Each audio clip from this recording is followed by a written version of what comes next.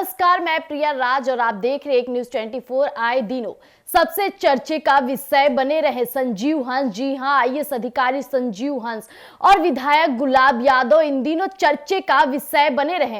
हालांकि जिस तरह से मामले खुलकर सामने आए थे, कहीं ना कहीं प्रशासन पे भी और इसके पद की गरिमा को बनाए को लेकर कई सवालों के घेरे में रहे। इस दौरान कई ईडी की छापेमारी की गई, रेड किया गया। यहां तक की बात किया जाए बिहार की राजधानी पटना, गया और गोया ऐसे कई तमाम राज्यों में जा करके इस ईडी की छापेमारी चली।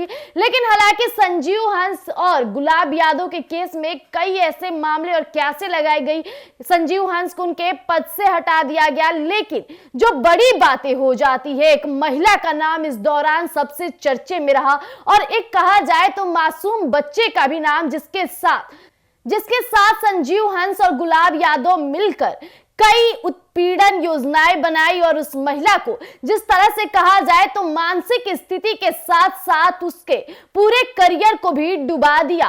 लेकिन अभी भी वो महिला और उसका बच्चा न्याय चाहता है। सरकार का रूप तो देखिए, सरकार उसके साथ किस तरह से प्रारूप करती है। उस केस को भी, दर्ज मामले को भी रद्द कर दिया गया। ये किस तरह का न्याय था? आइए इन्हीं तमाम मुद्दों पर हम आपके बीच साझा करते हैं कि और क्या कुछ बड़े मामले थे संजीव हंस और पूर्व विधायक और उस महिला और उस मासूम बच्चे के साथ। आइए हम आपके बीच साझा करते हैं। आपको बता दें, बिहार कैडर के चर्चित आईएएस ऑफिसर संजीव हंस को पटना हाई कोर्ट से भी बड़ी राहत मिल गई थी। और ये बहुत ही राहत की बात की जाए या सरकार का किस तरह का फैसला किया जाए, ये बड़ी बात हो जाती है। कोर्ट ने उनके खिलाफ दर्ज की गई यौन शोषण के एफआईआर को रद्द कर दी थी। ये मामले तो आपको याद ही होंगे। बिहार कैडर के आईएएस ऑफिसर संजीव हंस ने जिस तरह से अपने कहा जाए पोस्टिंग की गरिमा को नहीं बनाया और इस तरह के मामले को लेकर उन पे कई छापेमारी की गई, रेड किया गया, ईडी ऑफिस बुलाया गया, कई तरह से पूछताछ की गई, उनसे संबंधित जुड़े लोगों से भी पूछताछ की गई। तो इसी दौरान बिहार की राजधानी पटना के रूपसापुर थानों में एक पीड़िता ने आईएएस संजीव हंस और राजद के पूर्व विधायक गुलाब यादव के खिलाफ कहा जाए तो यौन शोषण का मामला दर्ज कराया था। उसके बाद आईएएस अफसर ने हाई कोर्ट का रुख किया था। उन्हें तब तत्काल राहत मिल गई थी और याचिका पर सुनवाई भी चल रही थी। लेकिन पटना हाई कोर्ट के जस्टिस यानी संदीप कुमार की बेंच ने दोनों पक्षों की दलीलों को सुनते हुए फैसले की तारीख को मुकर्रर करते हुए फैसला सुरक्षित रख लिया था। इसके बाद आईएएस अफसर संजीव हंस को बड़ी राहत भी दे दी थी और केस रद्द कर दिया गया। जी हां, इस मामले में पटना के तत्कालीन एसएसपी राजीव मिश्रा द्वारा पर्यवेक्षण रिपोर्ट प्रस्तुत करने के बाद ईडी ने जांच शुरू की थी, जिसमें स्पष्ट रूप से बड़े स्तर पर रूप से उल्लेख किया गया कि पीड़िता ने आईएएस ऑफिसर पर गैंग रेप का आरोप लगाया है। जी हां, इस रिपोर्ट में शामिल फंड के स्रोत का पता लगाने की मांग की गई और पर्यवेक्षण रिपोर्ट में यह भी उल्लेख किया गया कि संजीव हंस ने चंडीगढ़ में सुरेश प्रसाद सिंगला के नाम पर 95 करोड़ में एक रिजॉर्ट भी खरीदा था।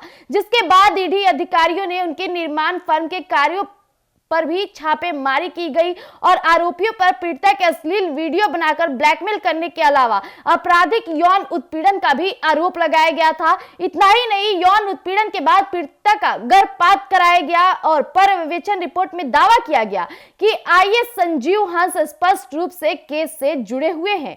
जी हां, ईडी की कार्रवाई के बाद बिहार सरकार ने विवादित आईएएस अधिकारी संजीव हंस को उनके पद से भी हटा दिया गया था और इस संबंध में राज्य सामान्य प्रशासन विभाग ने अधिसूचना भी जारी कर दी थी। लेकिन कई नेताओं और कई कहा जाए तो राज्य सरकार पर कार्रवाई में देरी का आरोप लगाते हुए दागी अधिकारियों को संरक्षण देने का आरोप लगाया गया था। लेकिन अब तक उस महिला और बच्चों का क्या जो केस किए थे उसे रद्द कर दिया गया। लेकिन वो मासूम बच्चा अभी भी अपने पिता के प्यार के लिए तड़पता है। जी हां, वो महिला और वो बच्चों के साथ किस तरह का न्याय हुआ। हालांकि सरकार तो आए दिन कहती रहती है कि हम महिलाओं के साथ गलत नहीं होने देंगे, महिलाओं को लेकर बड़ी बड़ी बातें करते हैं। लेकिन जब ये केस ऊपर आया तो संजीव हंस को इस पर करारा जवाब क्यों नहीं मिला और कहा जाए तो संजीव हंस सराखों के पीछे अब तक क्यों नहीं गए। उस महिला को ना ही उस बच्चे को न्याय मिला। अब तक जो छोरे पकड़ रही थी, बातें काफी उफान मचाई थी, इसे लेकर भी कोई न्याय नहीं मिला। आखिर कब तक ऐसा चलता रहेगा? तो तब तक के लिए इतना ही। ऐसी तमाम खबरों के लिए आप बने रहिएगा एक न्यूज़ 24 पर। धन्यवाद।